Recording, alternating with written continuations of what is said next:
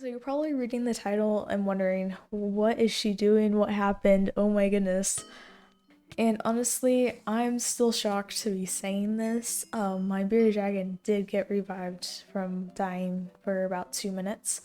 It's probably the one of the most craziest stories that I have this year, and I have a bunch of crazy stories that happened this year. So to start off, it was your typical Sunday afternoon. I was doing basic pet care, like caring for my axolotls and feeding my bearded dragons. And then I was going ahead and feeding my 3 bearded dragons, not at the same time. One was actually waiting in its cage, one was taking a bath, and then one I was actually hand feeding.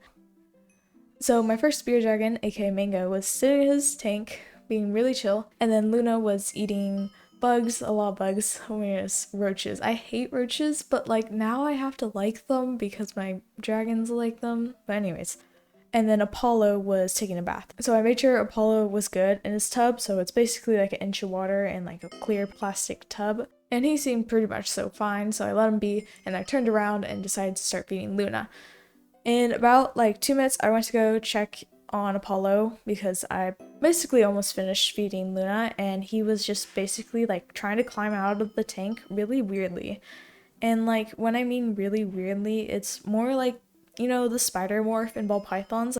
Like the movement was basically off in my terms. Like sometimes he would try to climb out of the tank, but like his head movement was off, and I was like, something is up. So I took him out of the tank, and he just started like climbing all over me. I was like, what are you doing? And then within like a minute, he started slowing down, and he started getting a little bit colder, and I was like, oh my goodness, I don't want to lose you, Apollo, what are you doing? And then within that 1 minute, he ended up, passing, which I was like, oh my goodness. I was like halfway between like tears, and then I was like praying at the same time. I was like, please, Lord, oh my goodness. I don't want to lose one of my dragons. So I ended up just searching up what to do if your bearded dragon's drowning. And they said to like tilt them upside down. At this point, Apollo's been dead for like 2 minutes. So I decided to tilt him upside down, start patting his back to try to drain out the water. Oh my goodness, Apollo, I'm so mad at Apollo for this. He managed to like swallow in his lungs like at least a decent amount of water. It was a lot. I was shocked. And then after that, I decided to do some mouth to mouth because that's what they said. And you may be like, oh my gosh, Dolphin, you're crazy. But like, I had no other options. So, and it was literally a bearded dragon on the line. So I had to do what I had to do. I did mouth to mouth. So I basically just closed his nostrils and then, mouth to mouth.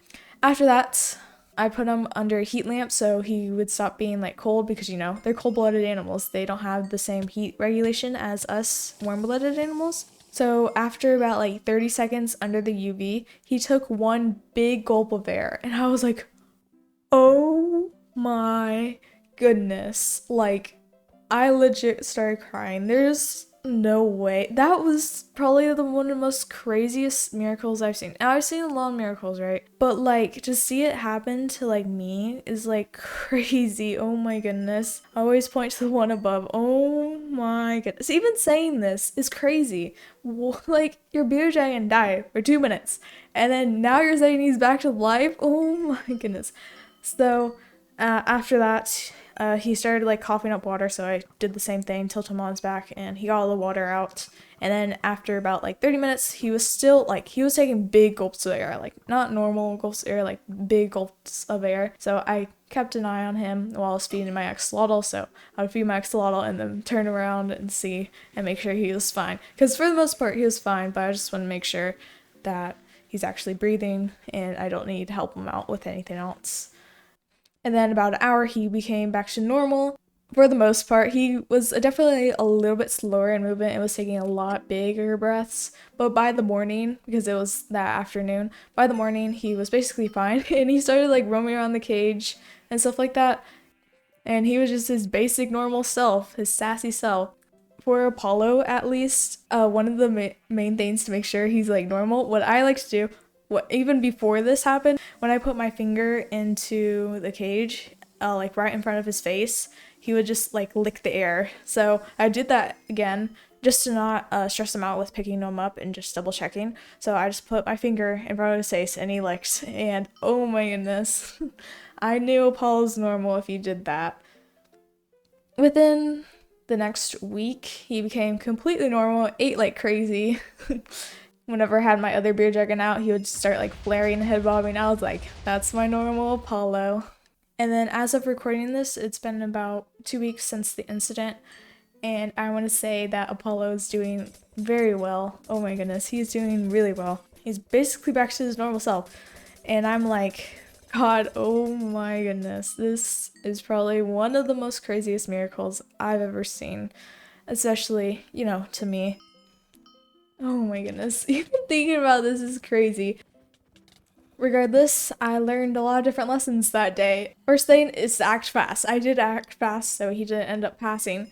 Make sure to act fast because it's never too late until it's too late.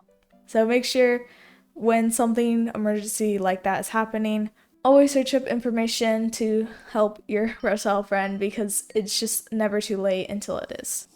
And then another thing I learned is to always watch your dragons, especially when bathing them, because it can be really heartbreaking, like, to go through this situation. So I don't want anyone else that has bearded dragons to actually go through this situation, because the situation was quite crazy, to be honest, and I don't want anyone else to go through this. So make sure to watch your dragons, make sure they're not doing anything silly when they're drinking their water and taking a bath. And then in addition to acting fast when you have a situation like that and making sure you watch your beardy so you don't have a situation like that. And then you should never estimate like how fast things can go wrong because like, yeah, I've done baths like hundreds of times, but like one small moment could turn things really scary. I cannot lie. And that was like 3 minutes and then bang, he was out. So always make sure you act fast.